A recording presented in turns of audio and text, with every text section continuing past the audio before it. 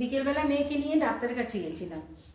তো ওখানে এত ভিড় ছিল, আস্তে আস্তে রাত 10টা বেজে গেল। তো এখন রান্না বান্না করতে হবে, কিন্তু প্রচণ্ড খিদে পেয়ে গেছে। তো কী করবো, ভারী কিছু এখন খেতে ইচ্ছে করে না। একটু পরেই তো আবার খাবার খেতে হবে, রাতের খাবার। তাই একটু চা করে নিলাম আর একটু বিস্কুট নিয়ে নিলাম, এটা খাবো। খেতে খেতে যতটুকু রেস্ট হয় ততটুকুই রেস্ট, তারপরে আবার রান্নাঘরে যাব, কি রান্না করব সেটা নিয়ে চিন্তা। কারণ তো কালকে মেয়ের অফিস আছে, তোমাদের দাদা ভাইয়ের অফিস আছে, তো তারা তাড়াতাড়ি শোবে।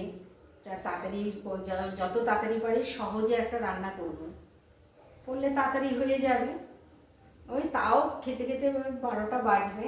এখন রান্না তো আরও করতেই হবে। তো চাটা খেয়ে নিয়েছি, এখন মাথাটা ঠান্ডা হয়েছে, শরীরটাও ঠান্ডা হয়েছে, পেটটাও ঠান্ডা হয়েছে।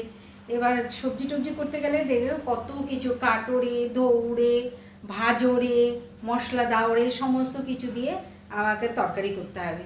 তাই ভাবলাম যে আজকে আর না তরকারি কিছু করব না, করব একদম ডিমের ঝোল।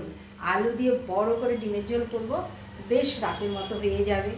তার তোমাদের দাদাভাই আর মেয়ে ভালোই খায় ডিমের ঝোল। আমার অত ভালো লাগে না, আমি একটু মাছটা পছন্দ করি, ডিম অত ভালো লাগে না, কিন্তু আজকে নিরুপায় করতেই হবে। তো ডিমের ঝোলটা ওরা খুব ভালো খায়, বেশ ঘি গরম মশলা দিয়ে করলে দারুণ খায় ওরা, মাংসর থেকেও ভালো খায়। যাই হোক, সেটাই করব। চলো এবার রান্নাঘরে যাই, ডিম আর আলু নিয়ে একটু সেদ্ধ করে নিই।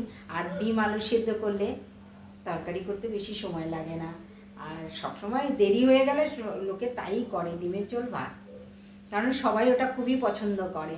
তাই আজকে আমি করব ডিমের ঝোল ভাত। এবার চলো রান্নাঘরে যাই। দুপুরবেলা বেরিয়েছি মেয়েকে নিয়ে ডাক্তারের কাছে। তো দেখো সব বাসন টাসন সব ফেলে চলে গেছি, এগুলো এখন মাজতে হবে। তো রান্না একদিকে বসাবো, আরেকদিকে এগুলো বাসনগুলো মেজে নেব।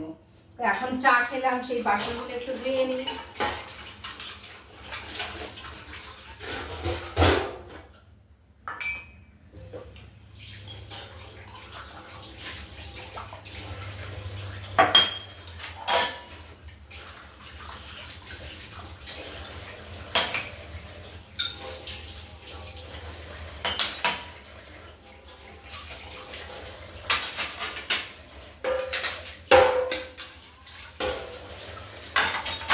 বাকি বাসনগুলো রান্না করতে করতে ধুয়ে নেব, এগুলো একটু ধুয়ে রেখে দিই।